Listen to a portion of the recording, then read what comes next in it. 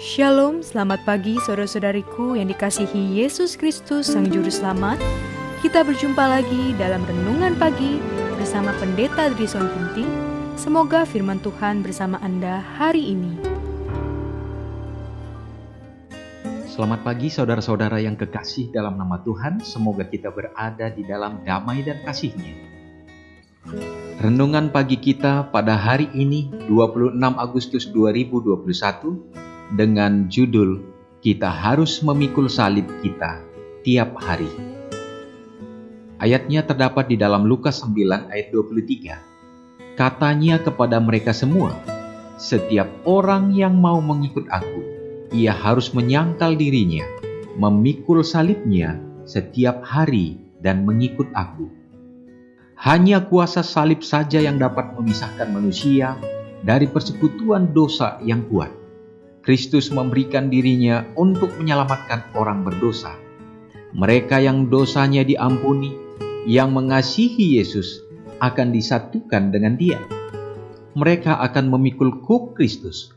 Kuk ini tidak menghambat mereka, tidak pula membuat hidup peribadatan yang tak memuaskan. Tidak, kuk Kristus adalah sangat bermakna, dan bahwa hidup Kristiani menjadi satu kesukaan dan kesenangan. Umat Kristen harus bersukacita merenungkan apa yang Tuhan telah lakukan dengan menyerahkan putra tunggalnya mati bagi dunia, supaya setiap orang yang percaya kepadanya tidak binasa, melainkan beroleh hidup yang kekal. Mereka yang berdiri di bawah panji yang berlumuran darah Raja Immanuel adalah prajurit yang setia dalam pasukan Kristus. Mereka harus selalu setia dan jujur. Banyak pemuda yang mau menjadi relawan berdiri dengan Yesus, pangeran kehidupan. Tetapi jika mereka mau terus berdiri bersama Dia, mereka harus selalu memandang kepada Yesus, menerima perintah-perintah dari kapten itu. Mustahillah mereka dapat menjadi prajurit Kristus jika mereka masih terlibat dalam persekutuan setan dan mendukung pihaknya, karena dengan demikian mereka menjadi musuh Kristus. Mereka akan mengkhianati kepercayaan yang suci. Mereka akan membentuk mata rantai antara setan dan prajurit-prajurit sejati, sehingga melalui agen-agen hidup ini, musuh selalu bekerja untuk mencuri hati prajurit Kristus. Salib harus dipikul dan ditanggung tanpa persungutan atau keluhan. Dalam tindakan mengangkatnya, engkau akan menemukan bahwa itu mengangkatmu juga. Engkau akan menemukannya hidup dengan kemurahan, belas kasihan, dan kasih yang penuh simpati. Melalui memikul salib, pengalamanmu bisa sedemikian rupa, sehingga engkau dapat berkata, Aku tahu bahwa penebusku hidup, dan karena Dia hidup, aku akan hidup juga. Betapa hebatnya jaminan ini. Saudara-saudara yang kekasih, sungguh luar biasa renungan yang kita terima pada saat ini. Allah begitu mengasihi kita melalui Yesus Kristus yang sudah menebus kita, dan hari ini kita mendapatkan panggilan itu kembali untuk menyerahkan hidup kita kepadanya. Dengan memikul salibnya, dengan kita mengikut Dia, itu tidak akan pernah menjadi beban, tetapi akan meringankan langkah kita untuk berjalan bersama dengan Tuhan. Firman-Nya mengatakan, dengan kita memandang kepadanya, maka kita akan memperoleh kekuatan daripadanya. Jadi hari ini, marilah kita memikul salib yang Tuhan percayakan kepada kita dengan tanpa persungutan dan tanpa keluhan.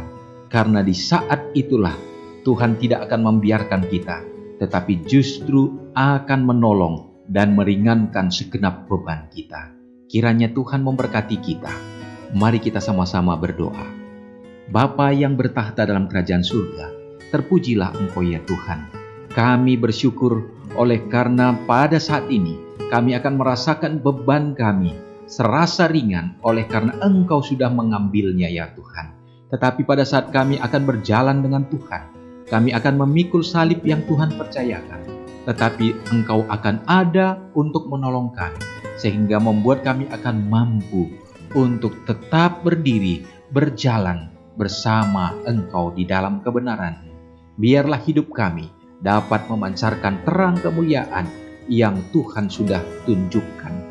Hamba-Mu berdoa bagi semua anak-anak Tuhan di mana saja berada, mulai dari yang termuda sampai kepada orang tua bahkan yang sudah lanjut usia.